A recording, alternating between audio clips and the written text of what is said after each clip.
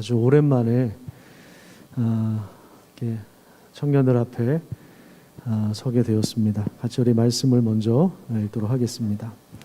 다니엘서 1장입니다.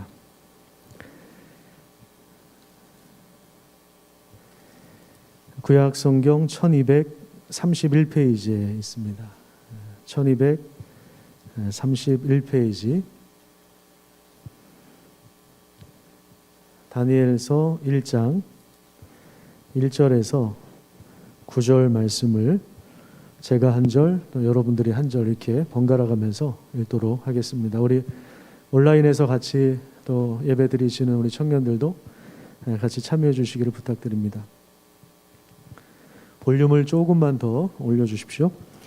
유다왕 여호야김이 다스린 지 3년이 되는 해에 바벨론 왕 느부갓네살이 예루살렘에 이르러 성을 에워쌌더니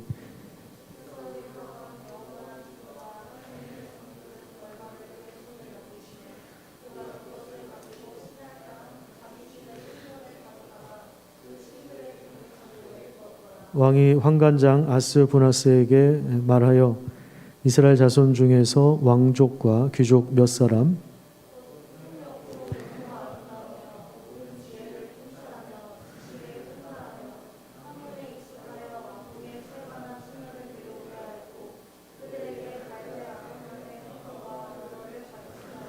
또 왕이 지정하여 그들에게 왕의 음식과 그가 마시는 포도주에서 날마다 쓸 것을 주어 3년을 기르게 하였으니 그 후에 그들은 왕 앞에 서게 될 것이더라.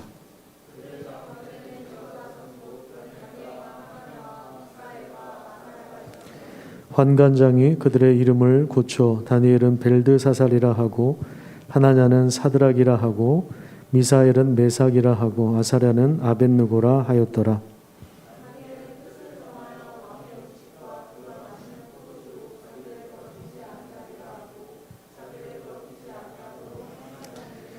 하나님이 다니엘로 하여금 환관장에게 은혜와 긍휼을 얻게 하신지라. 아멘.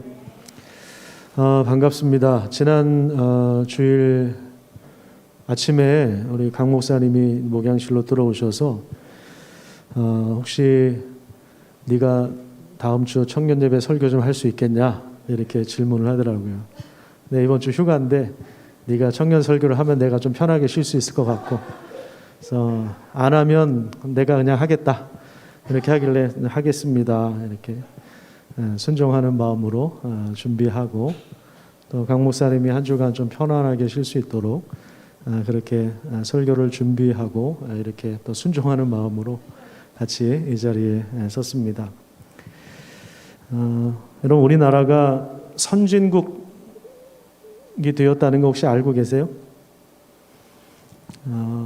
최근에 그러니까 지난 7월에 우리나라가 이제 선진국으로 인정을 받았어요. 유엔 산하에 있는 UN CTAD라고 해서 국제연합 무역개발협의회라고 하는 단체가 있는데요. 여기에서 이제 우리나라 대한민국에 선진국 지위를 부여했습니다.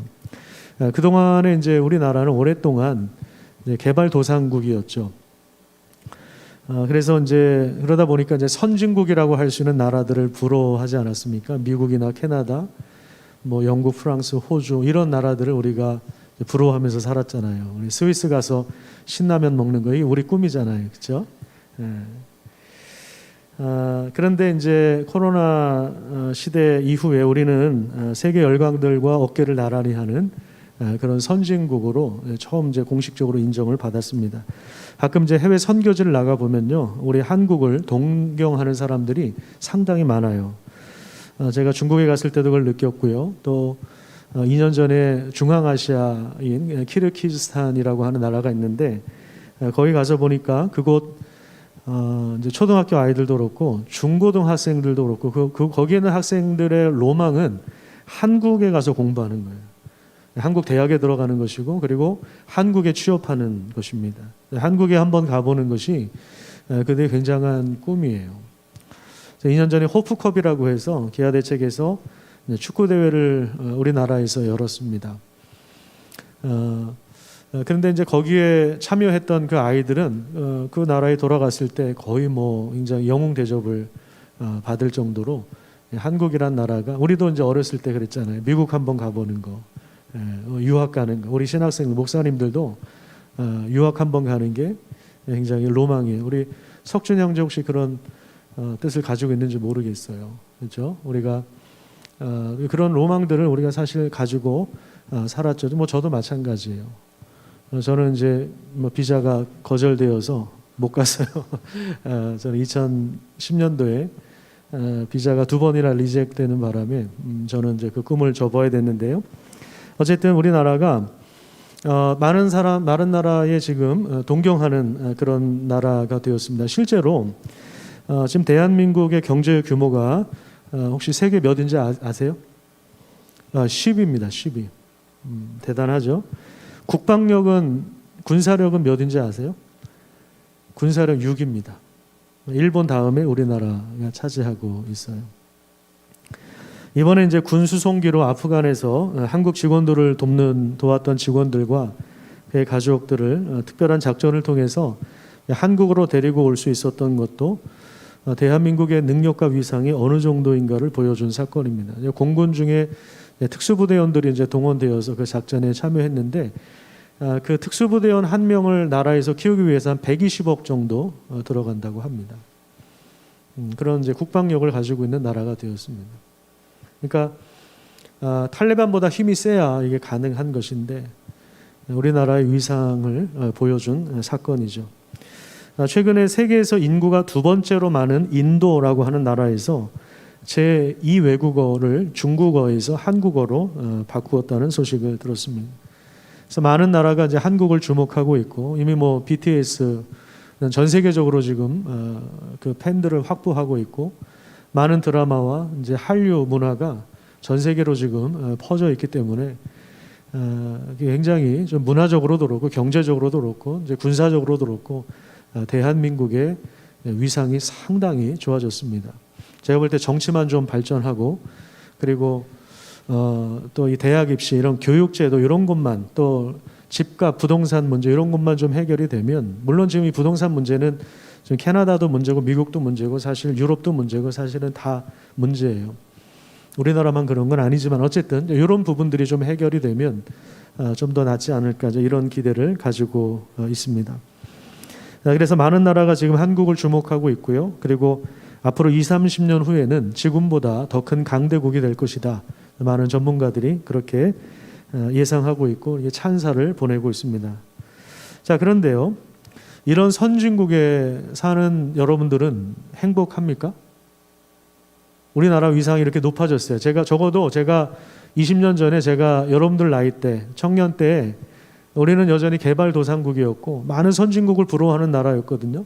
근데 20-30년 전보다 과연 그때 청년들보다 여러분들이 행복한 삶을 살 수 있을까, 이런 질문을 던져봅니다. 우리는 진로를 생각하면 고민이 많아지죠. 또 결혼을 생각하면 머리가 더 복잡해집니다. 여러분들이 아마 이제 취업을 해서 일을 하게 되면 이 세상에 불공정한 일들이 굉장히 많다는 것을 보게 될 것입니다. 불의한 일들도 굉장히 많습니다. 제가 이제 청년들이 결혼을 할 때 이제 가장 안타까운 것은 집을 구하는데 굉장히 좀 어려움을 겪는 청년들을 보면 안타까운 마음이 있습니다. 집값이 너무 올랐기 때문입니다. 최근에 제가 예전에 가르쳤던 제자가 프랑스 남자하고 이제 결혼을 했어요. 2011년도에 그때 이제 같이 청년부를 섬겼을 때 그 자매가 지금 이제 30대 초반인데 몇 년 전에 이제 프랑스 사람하고 이제 결혼을 해서 프랑스 살다가 지금 잠깐 한국에 나와 있어요. 한 1년 정도 살 집을 구하는데 이 친구가 놀래더라고요. 목사님, 너무 집값이 올랐다고. 그래서 전세로도 집을 구하지 못하고 원룸을 지금 사당동 쪽에서 구했다고 합니다. 이제는 서울은요, 빌라도 한 5억 갑니다. 빌라도. 아파트는 뭐 더 비싸고요. 근데 이 친구가 프랑스 파리에 있었어요. 파리도 굉장히 물가가 센 지역인데도 이건 굉장히 우리나라가 심하다, 그런 이야기를 하는 이야기를 최근에 들었습니다. 집을 구할 때 아마 여러분들 현실의 벽을 아마 느낄 거라고 생각을 합니다. 예전에 그 유경자매도 결혼할 때 참 어려웠어요. 그래서 그때 우리 저쪽에 재개발 지역에 있었잖아요. 그때 집이 우리 예배당 주변에 집들이 많이 비어 있었잖아요. 여기 집 많으니까 하나 골라봐라. 이제 제가 이런 농담도 하고 그랬는데 어쨌든 지금 뭔가 창업을 하는 것도 참 어려워요, 그죠? 뭐 월세 부담도 많고, 또 그거 잘 된다 싶으면 주인이 계속 올리죠, 월세를. 그래서 계속 쫓겨나고 밀려나는. 그러니까 우리 청년들이 뭔가 이렇게 새로운 일에 도전하기도 참 어려운 상황이 되었습니다. 리스크가 굉장히 커요. 그러니까 좀 실패할 자유도 줘야 되는데, 좀 도전할 수 있도록 해야 되는데, 한 번 넘어지면 다시 일어나기가 어려워요. 여러분, 요즘에 노숙인들 중에 청년들도 많은 거 아십니까? 서울에 이제 노숙인 사용하는 분들하고 얘기를 해보면요, 요즘에 좀 특징적인 것이 30대가 굉장히 많아졌다라는 거예요. 옛날에 노숙인들 그러면 뭐 대부분 뭐 60, 70 넘은 분들이라고 생각하잖아요. 근데 그 연령대가 좀 낮아지고 있다라는 거예요. 우울증에 걸린 청년들이 얼마나 많은지 모릅니다. 그리고 집에서 몇 년 동안 한 번도 안 나온, 사람을 상대해 보지 않은, 사람과 말을 섞지 않는 은둔형 외톨이가 굉장히 많다고 합니다. 우리 청년들이 건강하게 공부와 일뿐만 아니라 취미 생활을 하고 특기 생활을 하면서 살아갈 수 있는 여유보다는, 사실 우리가 결혼을 해서 맞벌이를 해도 이자를 감당하느라고 헉헉거리고 어린아이들 제대로 돌보지 못해요. 그래서 아이들을 뭐 공부시키려고 학원에 보내는 경우도 있지만 학원에 보낼 수밖에 없는 현실이에요. 계속해서 학원 그 순례자가 되어서, 제가 가끔 이제 여기 호계동 동네에 이렇게 돌아다녀 보면 애들이 이제 길에서 가끔 만나요. 근데 그 아이들이 항상 어디 이동 중에 있어요.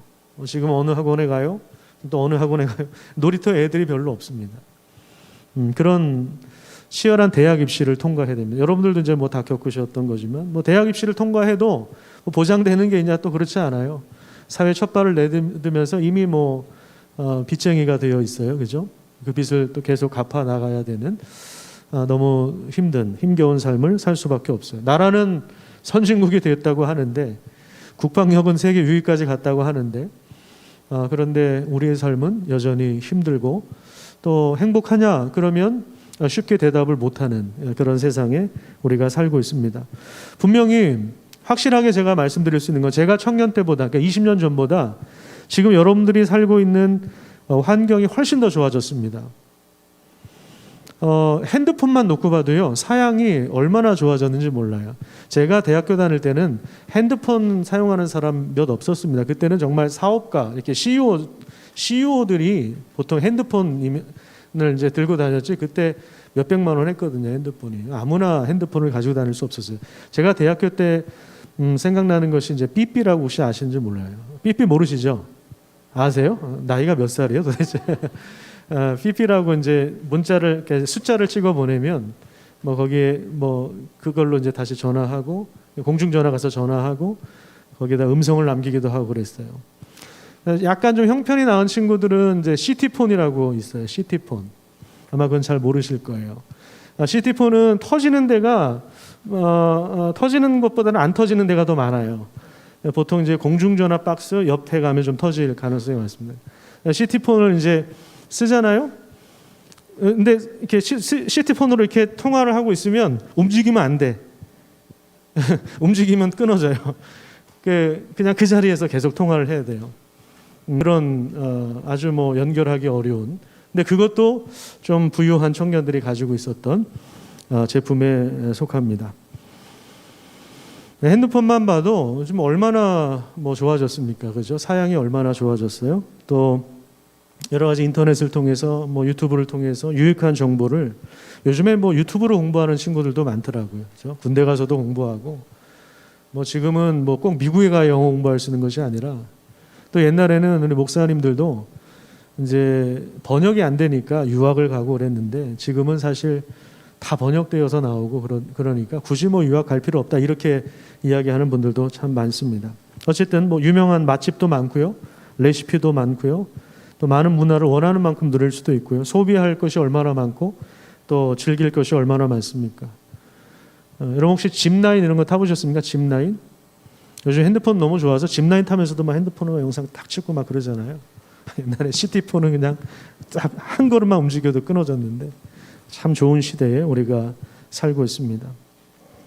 하지만 제가 30년 전 제가 경험했던 그 시대, 그때 청년들하고 지금 청년들하고 비교를 해보면 정말 과연 행복한가 이런 질문을 던지면 아마 쉽게 대답할 수가 없을 겁니다. 우리가 뭐 강대국이 되고 과학이 발전하고 의학도 뭐 엄청나게 발전했죠.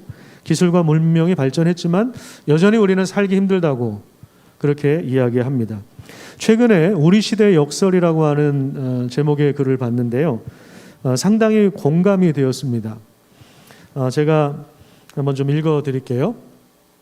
건물은 높아졌지만 인격은 작아졌다. 고속도로는 넓어졌지만 시야는 좁아졌다. 소비는 많아졌지만 더 가난해지고 더 많은 물건을 사지만 기쁨은 줄어들었다. 더 편리해졌지만 시간은 더 없어졌다. 학력은 높아졌지만 상식은 부족하고 지식은 많아졌지만 판단력은 모자라다. 그죠? 요즘에 우리 젊은 청년들 중에서도요, 뭐 30대도 마찬가지로 결정장애자들이 굉장히 많더라고요. 결정장애.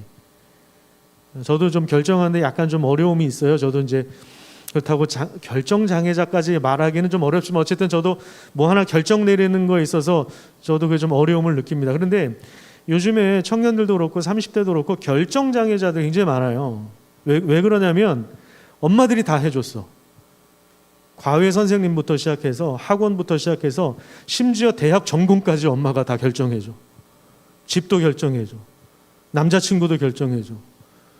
배우자도 결정해. 이 사람 아니야. 그러면 아니야. 그래서 결혼했어요. 그런데 혼자서 뭔가 결정을 못해. 그러니까 뭔만 일이 생기면 엄마 아빠 찾고 뭔가 결정장애자들이 많아요. 그죠?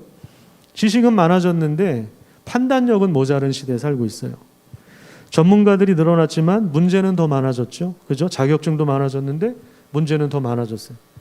변호사들도 많지만 분쟁은 더 많아졌고 약은 많아졌는데 건강은 더 나빠졌고 그죠? 병원 얼마나 시설 잘 해놨습니까?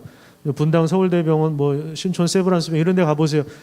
저는 이제 목사다 보니까 병원을 자주 가는데 신방 뭐 기도해드리러 많이 가는데 얼마나 시설이 좋은지 몰라요. 요즘에는 로봇가 수술을 합니다. 사람이 하는 것보다 훨씬 더 정확하게. 그런데 건강은 더 나빠졌죠. 질병도 많아졌고 너무 분별 없이 소비하고 너무 적게 웃고 너무 빨리 운전하고 너무 성급히 화를 낸다. 여러분 차에 야구방망이 갖고 다니는 사람 있는 거 아세요? 야구방망이 갖고 다니는 요즘에 분노가 얼마나 많은지 몰라요. 너무 많이 마시고 너무 많이 피우며 너무 늦게까지 깨어있고 너무 지쳐서 일어나며 너무 적게 책을 읽고 영상은 너무 많이 본다. 그리고 너무 드물게 기도한다. 가진 것은 몇 배가 되었지만 가치는 더 줄어들었다. 말은 너무 많이 하고 사랑은 적게 하며 거짓말을 너무 자주 한다. 생활비 버는 법은 배웠지만 어떻게 가치 있게 살 것인가는 잊었고 인생을 사는 시간은 늘어났지만 시간 속에서 삶의 의미를 찾는 법은 상실했다. 달에 갔다 왔지만 강을 건너가 이웃을 만나기는 더 힘들어졌다. 외계를 정복했을지 모르지만 우리 안의 세계는 잃어버렸다. 공기청정기는 갖고 있지만 영혼은 더 오염되었고 원자는 쪼갤 수 있지만 편견을 부수지는 못한다. 자유는 더 늘어났지만 열정은 더 줄어들었고 키는 커졌지만 인품은 왜소해지고 저는 아직도 키가 안 커졌어요. 이익은 더 많이 추구하지만 사람과의 관계는 더 나빠졌다. 제프 딕슨이라고 하는 이제 미국 사람인 것 같은데 이 사람이 20년 전에 쓴 글이에요. 미국에서 9.11 테러가 일어났을 때 인터넷에 올린 글인데 이게 많은 사람들에게 공감을 얻어서 그 후에 누군가가 계속 여기에다가 이제 글을 붙이고 있다고 합니다. 그러니까 지금 제가 읽어드린 거는 이미 많은 사람들이 또 뒤에다 글을 뭔가를 붙인 거예요. 이게 지금 제가 지금 읽어드린 게 뭐냐면 우리 시대 역설입니다. 역설. 이런 역설이 존재하는 세상에 우리가 살고 있어요. 여러분 역설이라고 하는 게 뭡니까? 역설이라고 하는 말은 이제 명제가 두 개가 있어요. 두 개의 명제가 있는데 이게 서로 모순되는 거예요.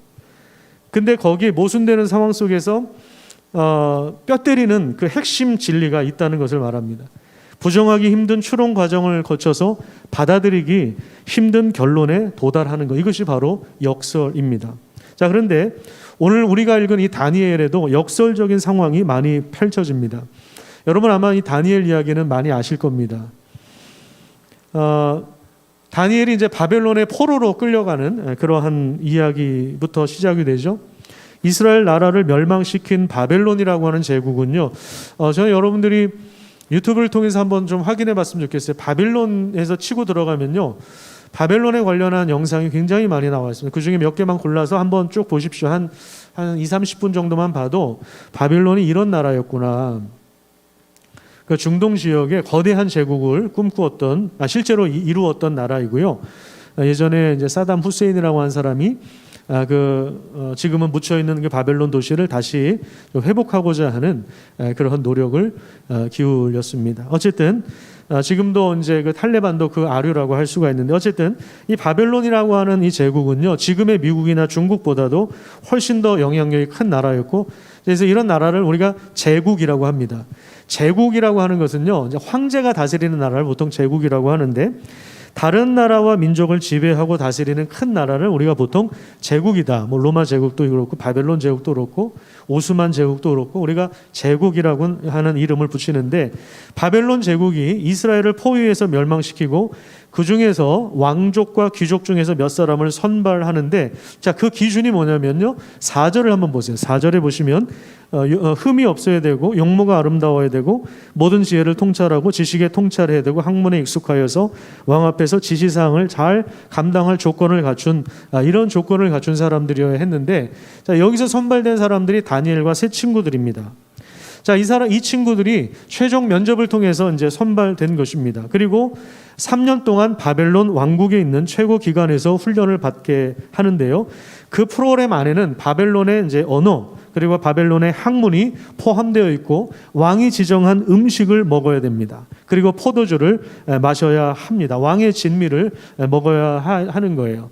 또한 이름도 바꿔요. 그 바벨론식으로 바꿉니다. 옛날에 이제 우리나라에 일본이 들어왔을 때 이 이름을 바꿨잖아요, 그죠?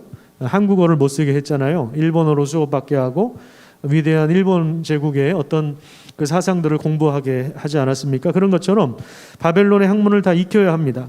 그래서 이제 당시 이제 학문이라고 하는 것이 우선은 이제 점성술입니다. 별 가지고 이제 점을 치는 학문이고, 뭐 역사, 기록학, 수학, 의학, 신화, 문서를 공부하는 이런 분야를 말합니다.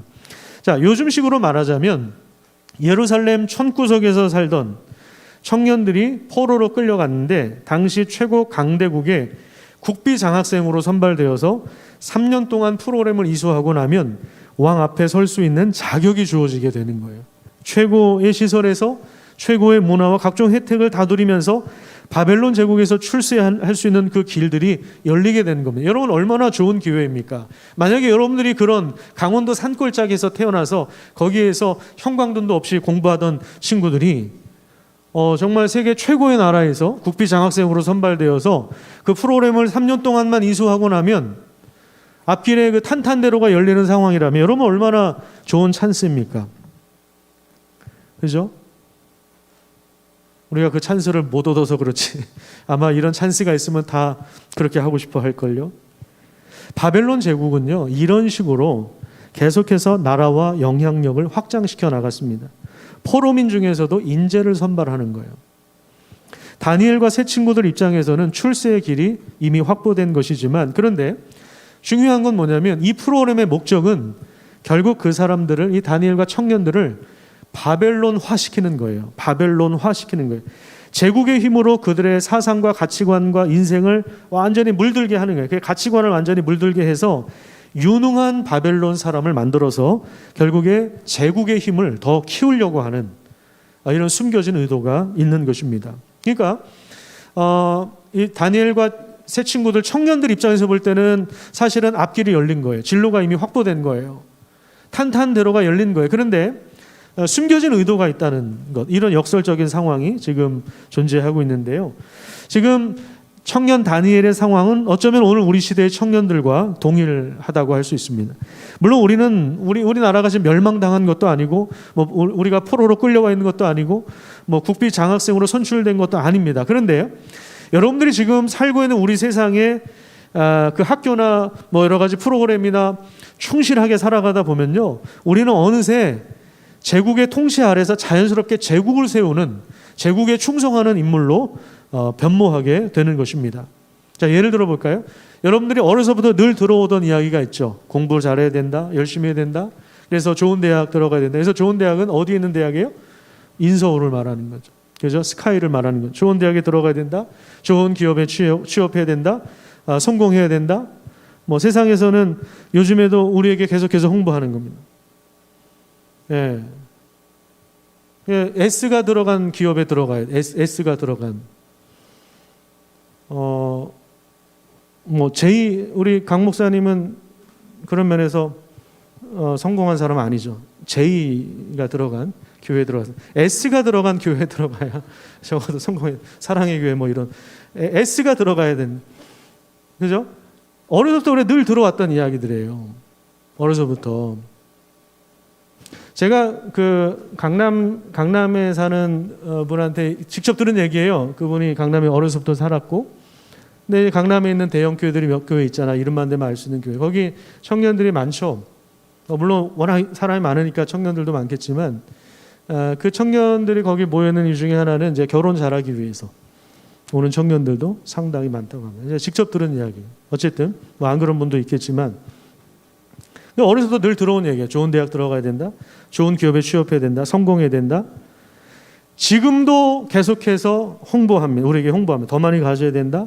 더 많은 것을 소비해야 된다. 여러분 뭐 사실인지 모르겠지만 어떤 사람이 그러더라고요. 하루에 우리가 광고를 접하는 개수가 3,000개래요. 3,000개.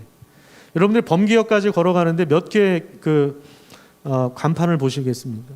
여러분들이 네이버나 뭐 검색을 할 때 얼마나 많은 정보를, 유튜브 보다 보면 얼마나 광고가 많이 나와요. 그죠? 짜증날 정도로 많이 나오잖아요. 우리 계속해서 뭔가에 지금 노출되어 있어요. 계속 뭔가를 제품을 홍보하는 그런 시대에 우리가 살고 있어요. 그거를 사야 행복할 것 같고 저걸 가져야 될 것 같아요. 저거를 소비해야 될 것 같아요. 저걸 누려야 될 것 같아요. 저기 여행을 가야 될 것 같아요. 저 맛집 가서 저걸 먹어봐야 될 것 같아요. 그래서 열심히 막 사진도 찍고 그러잖아요. 막 이렇게 음식 사진 찍고 막 여행 사진 찍고 막 좋은 배경 있으면 사진 찍고 그래서 올리잖아요. 성공과 돈과 쾌락으로 형성하여 자신만의 제국을 누리면서 살 것을 지금 강조하고 있습니다. 소확행이라고 하는 것도 사실 일종의 이런 것과 마찬가지예요. 소확행도 사실 뭐 다 못 누리니까 하나만 누리자 뭐 이런 철학이 깔려 있는. 어쨌든 그런 면에서는요, 다니엘과 지금 처한 상황과 우리 청년들의 상황이 상당히 비슷합니다. 세계 최고의 나라, 제국에서 국비 장학생이 되어서 교육을 받는 것은 얼마나 좋은 기회입니까? 얼마나 좋은 찬스입니까? 또한 어려서부터 늘 우리가 들어온 이야기, 공부 잘하고 좋은 대학 나오고 좋은 기업에 들어가고 출세하고 성공하고 얼마나 멋진 말입니까? 근데 저는 여러분들이 그런 삶을 살았으면 좋겠어요. 그런 삶을 살아가시기를 축복합니다. 아멘을 안 하는 이유는 저게 뭔가 함정이 있다고 생각하기 때문에 그럴 거예요. 저는 정말 진심으로 그렇게 됐으면 좋겠어요. 여러분들이 좋은 차도 타고 다니고 뭐 아파트 50평 이 정도가 아니라 펜트하우스 이 정도에서 살으세요. 그래서 우리 베란다에서 심판 예배하고 얼마나 좋겠어요. 베란다에서 고기 구워 먹고, 저 제일 맛있는 부위를 목사한테 주고 얼마나 좋아요. 그죠? 여러분들이 그렇게 성공했으면 좋겠어요. 우리 온라인에서 예배드리는 분들도, 지금 온라인이 있다는 걸 지금 잊어버렸어 제가. 온라인에서 예배드리는 우리 청년들도 성공하시길 축복합니다. 여러분들이 가고자 하는 분야에서 인정받으십시오. 이왕이면 전문가가 되고 거기서 탁월한 삶을 살아가십시오. 더 많은 영향력을 끼치는 삶을 살아가시기를 바랍니다. 그런데 여기에 이제 역설적인 문제가 또 하나 나옵니다. 이게 뭐냐면, 자, 바벨론 입장에서 바벨론이 제공하는 프로그램을 열심히 이수하면 정말 유능한 바벨론 사람이 되어서 바벨론 제국에 기여하게 되고, 그리고 거기서 출세하고 성공하는 사람이 돼요. 그런데 그게 과연 우리 인생의 전부인가라고 하는 거예요. 그게 인생의 전부인가, 다니엘 인생의 전부인가 하는 문제입니다. 여러분들이 학교에서, 직장에서, 사회에서 요구하는 대로 충실하게 살아가서 성공했다고 한번 해보십시다. 그럼 그게 인생의 전부입니까? 그러면 정말 행복해질까요? 정말 돈이 많아지면 행복해집니까? 정말 여러분들이 유명해지면 행복해집니까? 성공하면 정말 행복한 삶을 살 수 있을까요? 청년들한테 좀 이런 이야기해서 좀 죄송합니다만은, 뭐 돌아가신 분 얘기해서 죄송해요. 우리나라에서 가장 부자였던 분 있잖아요. 그분이 돌아가셨는데 S기업을 창업주의 아들이죠. 그분이 지금은 모르겠어요. 자산이 얼마나 되는지 모르겠는데 제가 그분이 쓴 책, 그 기업과 관련돼서 누군가 쓴 책을 보니까 10년인가 15년 전에 그분 자산이 1조 2천억 원 정도 된다고 나와 있어요. 우리나라에서는 최고 부자입니다. 근데 그 사람이 나는 여전히 배고프다 이런 말을 많이 했거든요. 그래서 우리는 인류 기업이 아니라 세계 초인류 기업이 돼야 된다. 세계 부호들하고 만나면 나는 세계 100위 안에도 못 든다. 중국의 부자들에 비하면 나는 100위 안에도 못 든다. 이런 얘기를 종종 했습니다. 이제 우리가 볼 때는 그 정도 1조 우리 감이 안 잡히죠. 뭐 1000억 이것도 감이 안 잡혀. 한 100억만 있어도 행복할 것 같잖아요.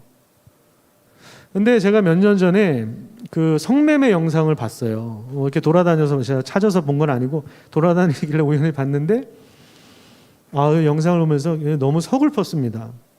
거기 뭐 정말 예쁜 여인들이 늘씬한 여인들이 나오는데요. 딱 일을 끝나고 나서 봉투에 500만 원씩 담아서 딱 주더라고요. 오늘은 너 때문에 즐거웠어. 오늘 네가 참 잘해줬어. 저는 돈 많은 사람들은 좀 멋있게 살 줄 알았어요. 그런데 그런 모습을 보면서 너무 서글펐습니다. 야, 이게 전부인가? 사람들은 돈이 있으면 행복하다고 하는데 정말 유명해지면 성공하면 행복한 삶을 살 수 있느냐 이거죠. 자, 다니엘서 2장으로 한번 넘어가 보겠습니다. 2장 1절에 보시면요. 느부갓네살 왕이 다스린 지 2년이 지난 다음에 꿈을 꿉니다. 자, 그런데 그 꿈 때문에 마음이 번민하여 잠을 이루지 못했다고 합니다. 자, 그 이유가 뭐냐면 그 꿈을 예사로 넘길 수 있는 상황이 아니라는 것을 말합니다. 자, 이 왕은요. 그냥 보통 나라의 왕이 아니고요. 제국의 왕입니다. 절대 권력을 가진 왕입니다. 여러분들이 그 유튜브를 통해서 바벨론 역사를 공부해 보면요, 이 느부갓네살 왕은요, 아마 느부사라단인가 그렇게 이름으로 나오는데요. 이 왕은 굉장히 수많은 전쟁에서 승리를 했고 많은 나라들을 정복했고 땅을 영토를 확보했던 왕입니다. 바벨론을 제국으로 키웠던 굉장히 강력한 왕이었습니다.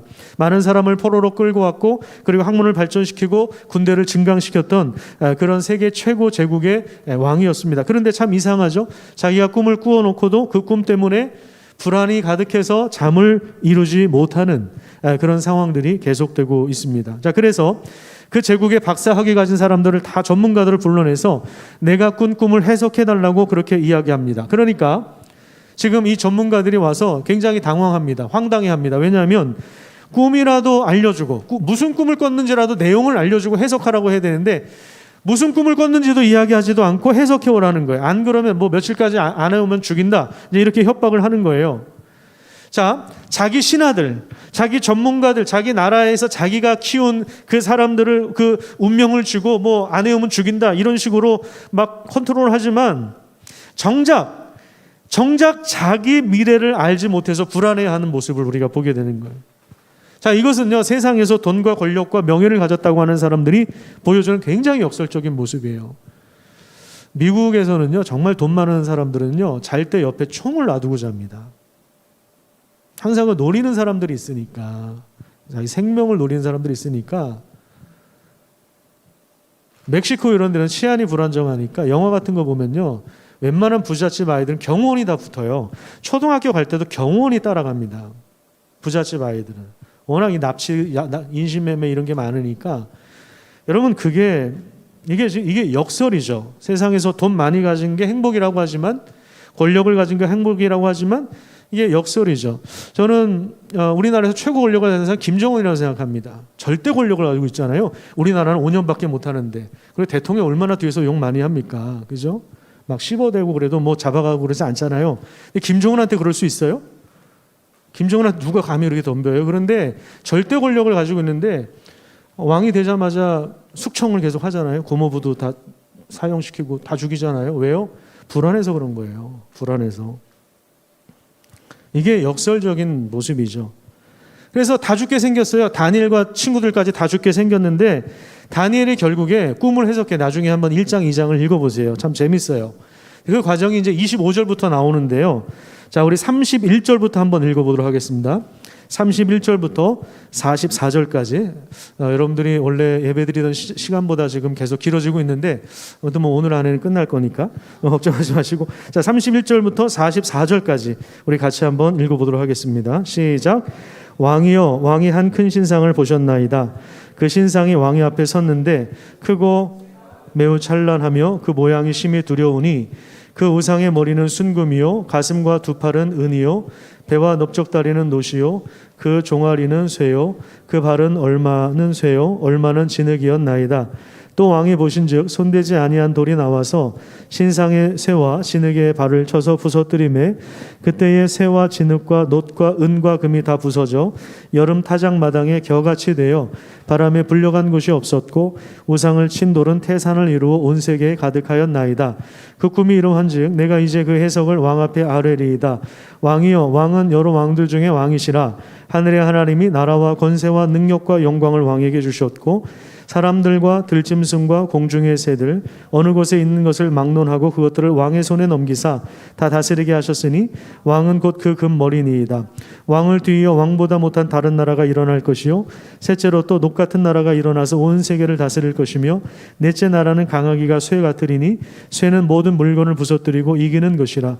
쇠가 모든 것을 부수는 것 같이 그 나라가 문 나라를 부서뜨리고 지을 것이며 왕께서 그 발과 발가락이 얼마는 토기장의 진흙이요 얼마는 쇠인 것을 보셨은즉 그 나라가 나눌 것이며 왕께서 쇠와 진흙이 섞인 것을 보셨은즉 그 나라가 쇠 같은 든든함이 있을 것이나 그 발가락이 얼마는 쇠요 얼마는 진흙인즉 그 나라가 얼마는 든든하고 얼마는 부서질 만한 것이며 왕께서 쇠와 진흙이 섞인 것을 보셨은즉 그들이 다른 민족과 서로 섞일 것이나 그들이 피차에 합하지 아니함이 쇠와 진흙이 합하지 않음과 같으니이다.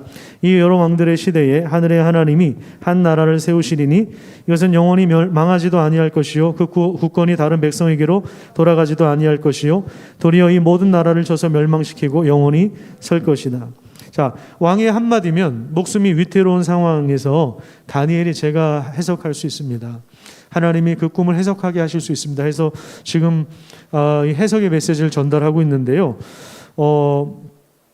지금 사실 굉장히 목숨이 위태로운 상황에서 이거는 편안한 상태에서 이야기하는 게 아니에요. 여러분 면접 보신 적 있으세요?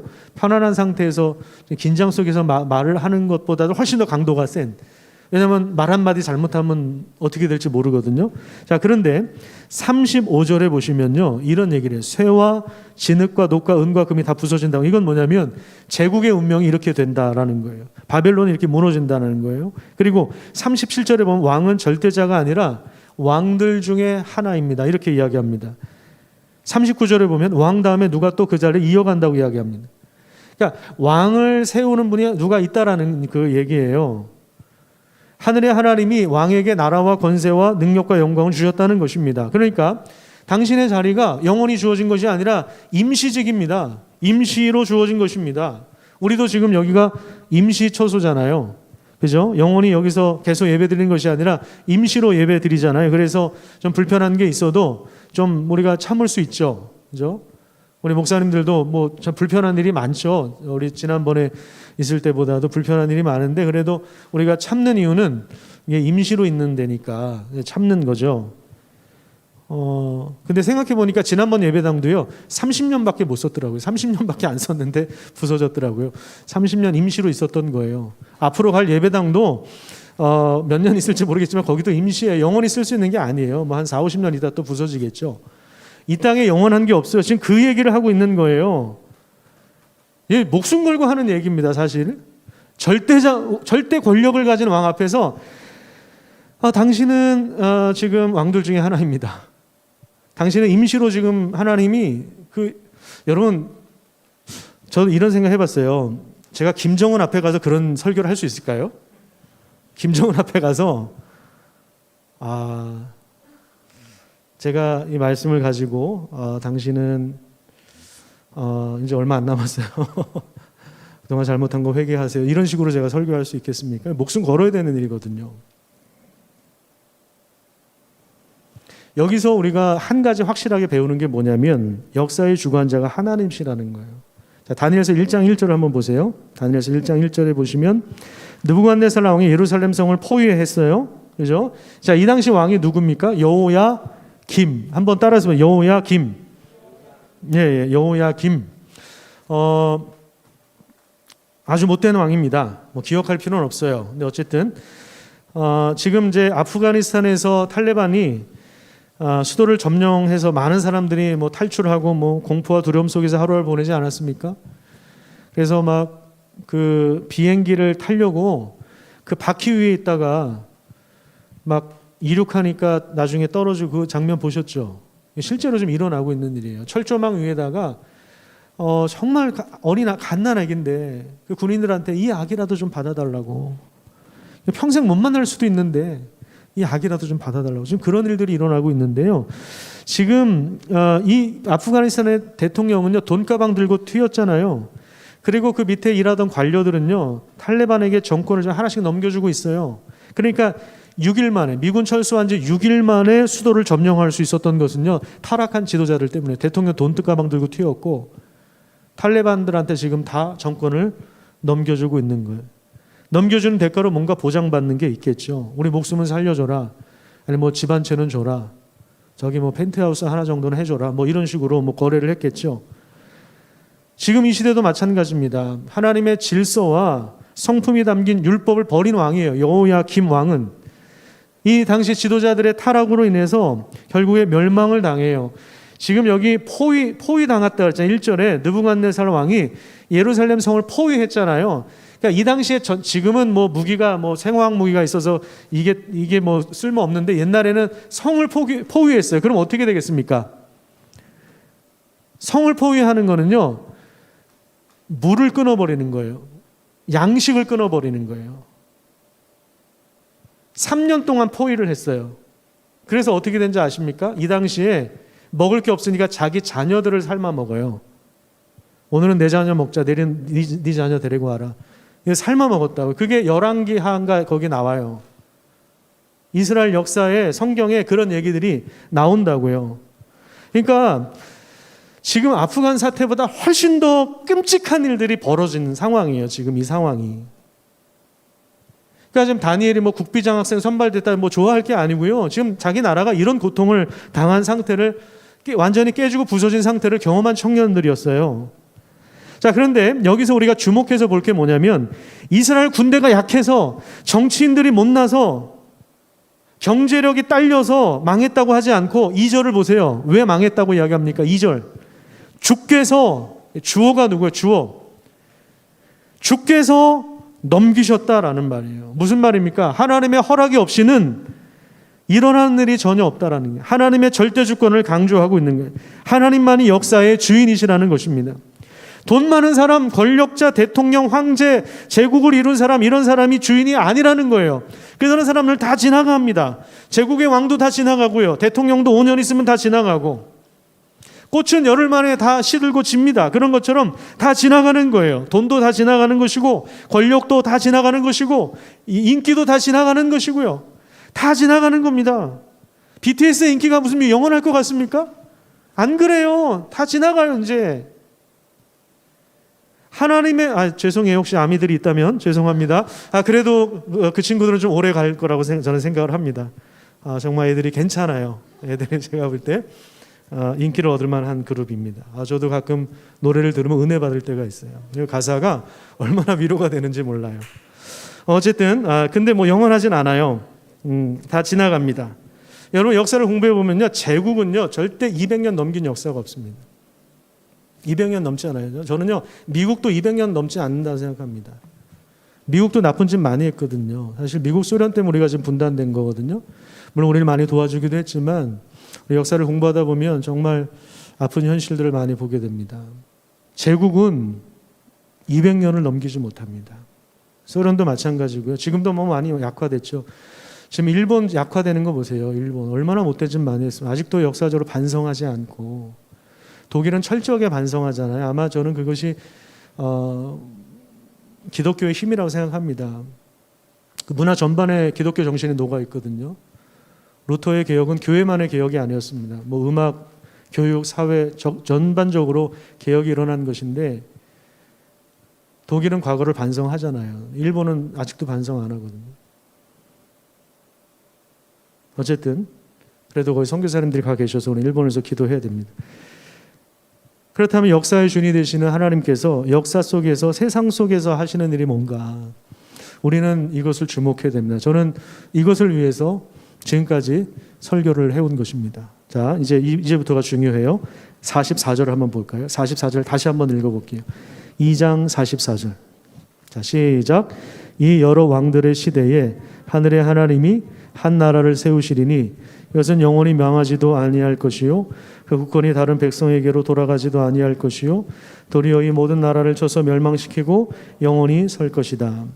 자, 하나님이 무슨 일을 하신다고 합니까? 영원한 나라를 세우시겠다는 것입니다. 자신의 백성을 택하시고 불러내시고 율법을 주시는 것입니다. 자, 신명기 28장 1절 제가 읽어드릴게요. 저는요, 이 말씀을 문자 그대로 믿어요. 저는 여러분 이 말씀 암송하셨으면 좋겠어요. 여러분 지금 굉장히 머리가 좋을 때거든요. 그래서 저는 지금 머리가 많이 나빠져서 잘 못 외우겠어요. 그런데 여러분 한번 좀 이거 꼭 암송하세요. 28장 1절. 내가 내 하나님 여호와의 말씀을 듣고 순종하면 자, 여호와께서 너를 세계 모든 민족 위에 뛰어나게 하실 것이다. 이거 굉장히 간단한 말씀이에요. 하나님의 말씀을 율법을 듣고 순종하면 세계 모든 민족 위에 뛰어날 것이다. 이렇게 외우면 돼요. 이런 식으로. 자, 저는 이거 문자 그대로 믿어요. 이것이 구약의 모세오경, 창세기, 출애굽기, 레위기, 민수기, 신명기를 통해서 주신 모세오경을 통해서 주신 하나님의 계획입니다. 하나님의 율법. 그런데 이 율법을 거부하면 하나님이 저주를 내리시고 심판하십니다. 그 얘기가 28장 그 밑에 쭉 나와 있습니다. 이 말씀대로 이루어지는 것을 다니엘서를 통해서 우리가 분명하게 보게 되는 것입니다. 이스라엘이 바벨론 제국에게 멸망을 당한 이유는 하나님이 바벨론 신보다 약해서가 아닙니다. 그들을 넘기신 거예요. 하지만 다니엘을 통해서 그분의 나라가 있다는 사실을 제국의 왕에게, 그리고 오늘 안양에서 말씀을 듣고 있는, 온라인으로 말씀을 듣고 있는 우리 청년들에게도 분명히 알려주시는 것입니다. 그분의 나라가 있다라는 거예요. 역사의 주인이신 하나님께서 세우신 나라가 영원한 나라이기 때문에 우리는 그 하나님이 세우신 그 나라의 백성으로서의 정체성을 가지고 살아가야 하는 것입니다. 우선 첫 번째 질문은, 그럼 나는 그 나라에 들어와 있느냐? 나는 그 나라의 백성이냐? 이 질문이 중요하죠. 그리고 그 나라 백성으로 살고 있느냐? 그 정체성을 가지고 있느냐? 저는 여러분들이 그 나라에 들어와 있다면 그 나라의 정체성을 지금 분명하게 세워가는 때라고 생각합니다. 여러분 자격증도 준비해야 되고, 여러분들이 지금 너무 바쁘게 살아가지만 내가 하나님 나라 백성으로서의 정체성을 형성하는 시기입니다. 그래서 다니엘이 이런 결심을 해요. 1장 8절에 보시면요, 뜻을 정했다고 합니다. 자, 다니엘이 무슨 결심을 했다고 이야기합니까? 왕의 음식 중에 일부를 거부하고 채소를 먹겠다고 합니다. 이거는요, 채식주의자여서가 아니고요, 또 율법이 그만 음식이어서도 아니고, 이 음식이 우상에게 바쳐진 음식이기 때문에 그것도 아니에요. 채소는 안 바쳤겠습니까? 다 바쳤죠. 그래서가 아니라 바벨론 왕국에서 제공하는 극상품의 포도주와 최상의 부위의 고기, 육즙 가득한 그 고기와 그 맛에 익숙해지면 결국에 바벨론 왕에게서, 제국의 힘에서 벗어날 수 없다는 위기의식을 감지하고 있었던 것입니다. 자기 나라가 깨지고 부서지는 것을, 그 아픈 역사를 직접 경험했지만, 그래서 포로로 끌려와 있지만, 포로민 중에 하나이지만 그럼에도 불구하고 그 정체성을 버리지 않겠다라는 거예요. 하나님께서 율법을 주셔서 언약을 맺으시고, 아브라함과 다윗을 통해서 언약을 맺으시고 위대한 나라를 세워 가실 것이라고 하는 그 기대, 그 꿈을, 그 목적을 놓치지 않았던 것입니다.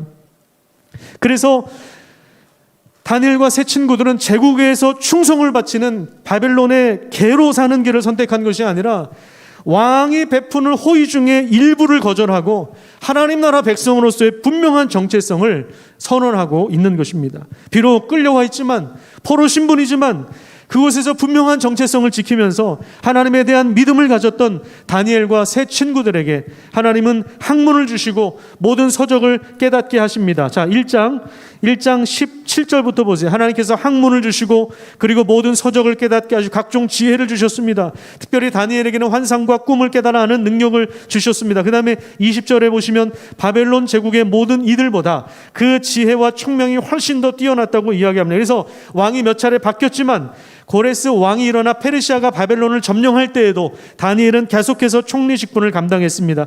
21절에 보시면 고레스 왕이 나오거든요. 굉장히 여러분들 꼭 기억해야 될 왕인데, 고레스가 페르시아 제국의 왕인데 바벨론을 점령했어요. 그래서 페르시아 제국의 시대를 엽니다.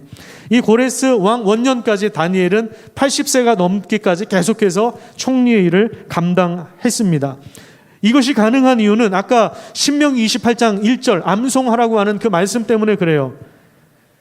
제국의 왕은 계속 바뀌었지만 포로 중에 한 사람이었던 다니엘은 제국의 역사 속에서 가장 오래 남는 역설적인 상황이 지금 펼쳐지고 있는 것입니다. 율법에 순종하면 세계 모든 민족 위에 뛰어나게 하겠다. 지금 신명기 율법에 나와 있는 대로 지금 실제로 다니엘의 삶이 그렇게 된 것입니다. 여러분들이 하나님의 말씀을 붙잡으셔야 됩니다. 여러분이 이 성경을 부지런히 읽고 이 성경을 붙잡으셔야 돼요.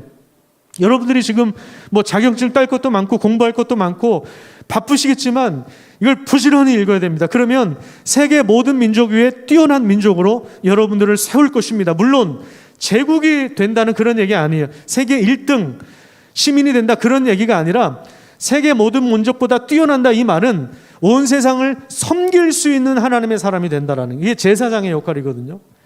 다른 사람들을 섬기는 사람이 된다 이 말이에요. 그게 모든 민족 위에 뛰어난다. 저 우리나라가 이런 나라가 됐으면 좋겠어요. 강대국이 돼서 다른 사람들을 압살하는 나라가 아니라 많은 나라들을 좀 품고 사랑하는 나라가 됐으면 좋겠어요.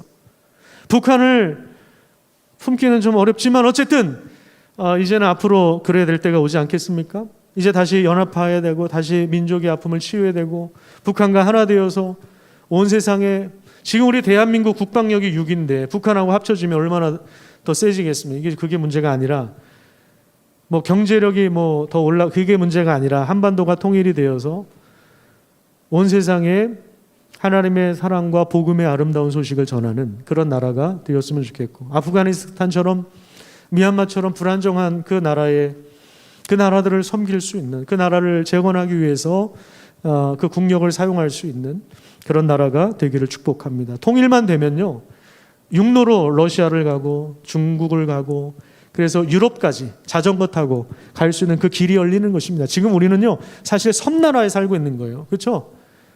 섬에 들어가면 모든 게 다 비싸요. 비행기 타고 들어가야 되니까 다 비싸요. 여러분 어디 해외 한번 나가려고 하면 얼마나 비쌉니까? 지금 뭐 못 나가지만 육로로 여러분 자전거 타고 기차 타고 유럽까지 가는 얼마나 근사합니까? 우리 청년들의 활동 범위가 얼마나 넓어지겠습니까? 여러분 이 열망을 가지고 기도하십시오. 지금 여기 모여있는 인원들이 적은 인원이 아닙니다. 하나님은 다니엘과 세 친구 4명을 통해서 그 제국의 하나님이 영원하신 역사의 주인이라는 사실들을 알려주셨습니다. 제국의 왕은 바뀌지만 포로 중에 한 사람 다니엘은 계속해서 제국을 섬기는 그러한 귀한 일들을 감당하는 것입니다. 경제 대국이 되고 초고속 인터넷이 전국에 깔리고 군사 대국이 되고 뭐 과학과 기술과 문명이 발전하는 이런 이 역설적인 이런 시대. 그런데 그것이 우리의 인생에 참된 행복과 안전을 보장해 주지 않는다는 이 역설. 여러분 꼭 기억하셔야 합니다. 2장 45절에 보시면 손 대지 않은 돌이 산에서 나와서 모든 우상들과 제국을 부서뜨린다고 했는데 이 돌이 의미하는 것이 뭐냐면 살아있는 돌, 거룩한 산돌이신 예수 그리스도십니다. 예수께서 인간의 몸을 입고 이 땅에 오셔서 그분의 영원한 나라를 가져오시고 십자가를 통하여 오히려 자신이 부서진 줄 알았는데 오히려 부활을 통해서 승리의 영광을 보여주시고 모든 제국과 행악자들을 심판하셨고 건축자들의 버린 돌 같았던 예수 그리스도가 하나님의 집 모퉁이의 머릿돌이 되어서 그 나라의 방향성을 규정하는 중심이 되셨습니다. 우리가 예수 그리스도를 믿는다는 것은 그분을 우리의 주님으로 우리의 주인으로 받아들이는 것이며 하나님의 통치와 다스림 안으로 들어가는 것을 말합니다. 우리의 삶을 하나님의 말씀에 의탁하고 그리고 하나님의 말씀을 신뢰하며 하나님이 공급하시는 일용할 양식으로 살아가는 삶의 방식을 택하는 것, 하나님이 공급하신 은혜로 살고 우리에게 맡겨주신 그 고유한 역할들을 감당하는 것입니다. 결혼하려고 하지만 집을 구하지 못하는 그 현실 때문에 좌절하지 마시기를 바랍니다. 좌절할 수밖에 없기 때문에 좌절하지 말라고 하면 안 되겠죠. 좌절하십시오. 하지만 금방 또 일어나시기를 축복합니다. 그래서 나는 이런 상황이 너무 안 좋기 때문에 나는 더 많은 돈을 벌어야 되겠다. 지금 6학년밖에 안 되는 우리 아이도 인생의 최고 목적이 돈 많아지는 거예요. 벌써 초등학교 아이들도 돈 하는 세상에 우리가 살고 있습니다. 세상의 교육, 텔레비전에서 나오는 거 그대로 흡수하면서 자라나면요, 결국 이 사상에 우리가 경도될 수밖에 없는 것입니다. 더 많은 돈을 벌어야 돼. 그래서 나는 40평짜리 아파트, 50평짜리 아파트를 사야 되겠다. 화장실이 3개, 4개 있는 집에서 살아야 되겠다. 아니 적어도 수영장이 하나 좀 딸려 있는 이런 집에서 살아야 되겠다. 나는 펜트하우스에서 살아야 되겠다. 여러분, 이것이 우리 인생의 목적이 되어서는 안 됩니다. 좋은 자동차 타는 것 자체가 우리 인생의 목적이 되어서는 안 됩니다. 이것은 바벨론의 개로 살아가는 것입니다. 이 세상 나라는 이미 하나님의 심판을 받았습니다. 하나님이 심판하시며 영원한 멸망을 예정해 놓으신 것에 여러분들의 마음과 인생을 빼앗기지 마시길 바랍니다. 여러분들의 그 순결한 영혼을 빼앗기지 마시길 바랍니다. 여러분들의 에너지를 오히려 하나님 나라를 알아가고 그리고 깨닫고 그 나라가 힘차게 전진하는 일에 여러분들의 인생을 다 사용하시기를 간절히 축복합니다. 이거는요, 헌신이 아니라 상식입니다. 상식. 헌신은 안 되는 걸 억지로 하려고 하는 게 헌신이고, 상식은 이제 주가가 높아질 것에 투자하는, 이게 상식이죠. 그렇죠? 그게 헌신입니까? 여러분들이 개발 정보를 알았어요. 여러분이 부동산 투기를 못하는 이유는 개발 정보도 모르고 돈도 없기 때문에 그래요. 만약에 우리가 돈도 있고 개발 정보 아는데 투자 안 하겠어요? 지금 여러분 강남 여기 평촌 강남까지는 여기 다 논밭이었던 거 아시죠? 여러분 태어나기 전에 30년 전에 여기 다 논밭이었다고요. 여기 한 100평만 갖고 있어도요, 아마 평생 부족함 없이 살아갈걸요. 평촌이 개발되면. 여러분 그 정보를 알고 있었어요. 여기 100원 200원 할 때 사놓으면요, 평생을. 여기 호계동 땅 부자를 제가 알거든요. 개인적으로 아는 건 아니고, 저는 그 사람 아는 그 사람 날 몰라요. 한 40% 땅을 갖고 있는 사람이에요. 호계동. 지금 많이 팔았어요. 그 중에 하나가 여기 융창 마트 들어온 여기 옛날에 그 농민 마트 거기 있었던 120평인데 그 얼마에 팔았더라? 하여튼 몇백억에 팔았어요. 120억인가? 500평밖에 안 되는 땅을 그 정도에 팔았다고요. 여러분, 그게 우리 인생의 목적이 돼서는 안 돼요. 이 세상 나라는요, 이미 하나님의 심판을 받았어요. 하나님이 심판하시며 영원한 멸망을 예정해 놓으셨어요. 여러분, 만약에 우리가 그런 돈도 있고 개발 정보도 있으면 정말 우리가 투자할 겁니다. 그죠? 투자할 거예요. 그건 헌신이 아니라 상식이라고 그래요. 상식. 여러분 혹시 영화 암살 보셨어요? 이정재하고 누구죠? 전지현인가 나온 영화 보셨어요? 혹시 보신 사람? 다 뭐 공부만 하세요? 많이 보셨군요. 세 명만 한번. 꼭 보세요. 집에 가셔서. 거기 보면요, 마지막 장면이 참 인상적인 장면이 나오는 게 뭐냐면, 배우 이정재가 처음에 독립군이었다가 나중에 이제 변질되잖아요. 중간에 변질돼서 친일파가 되죠. 나중에 마지막 장면에 이제 독립군의 손에 의해서 죽임을 당하는데, 근데 물어봐요. 왜 우리를 배반했느냐? 그랬더니 뭐라고 이야기하냐면, 일본이 이렇게 빨리 망할 줄 몰랐다. 그렇게 이야기합니다. 당시 친일파에 가담했던 지식인들은요, 적어도 100년 이상은 간다고 생각을 했습니다. 그 당시에. 일본이 이렇게 빨리 망한다고 생각을 못했던 거예요. 하지만 분명한 사실은 역사의 키는 하나님이 쥐고 계십니다. 하나님은 창조주이시고 깨어진 세상, 망가진 세상, 전염병이 도는 이 세상을 그리스도를 통해서 치유하시고 회복하십니다. 이것이 성경 전반에서 이야기하고 있는 그런 내용입니다. 그리고 예수님 다시 오셔서 그 나라를, 이미 시작한 나라를 완성하십니다. 우리가 주님 다시 오실 것을 바라보고 또 그리고 그 나라를 주목하면서 그 나라 백성으로 분명한 정체성을 가지고 살아가시기를 간절히 축복합니다. 기도하겠습니다. 하나님 감사합니다. 오늘도 우리를 불러주신 하나님, 오랜만에 우리 청년들과 말씀을 나누었는데, 제국에 충성하는 사람이 아니라, 제국의 개로 살아가는 사람이 아니라 바벨론 왕에 충실한 개로 살아가는 사람이 아니라 바벨론에 있는 우리 교회가 하나님의 뜻을 분명히 알고 역사의 주인이 하나님이라는 사실들을 우리가 기억하고 우리 하나님께서 세우시는 그 나라에 주목하고 그 나라의 백성이 되며 그 나라의 아름다운 소식을 전해주며 묶여 있었던 자들을 풀어주고 참된 자유가 무엇인지를 알려주고 주님 다시 오셔서 회복하실 것을 우리가 함께 바라보면서 하나님, 이 깨어진 세상에, 절망적인 세상에 인생의 목적을 두고 살아가는 것이 아니라 하나님이 행하신 일들을 바라보면서 그 믿음 안에서 살아갈 수 있도록 하나님 역사하여 주시옵소서. 우리 사랑하는 청년들을 붙잡아 주시고 강 목사님과 함께 이 청년의 때에 하나님의 말씀을 붙잡고 씨름하고 고민하고 또 하나님 나라 복음을 전수해 주신 예수 그리스도의 말씀을 붙잡고 우리가 함께 복음을 나누고 그리고 그 복음을 전수하고 또 그 하나님 나라 복음을 실제로 살아내는 우리 청년들이 될 수 있도록 인도하여 주시옵소서.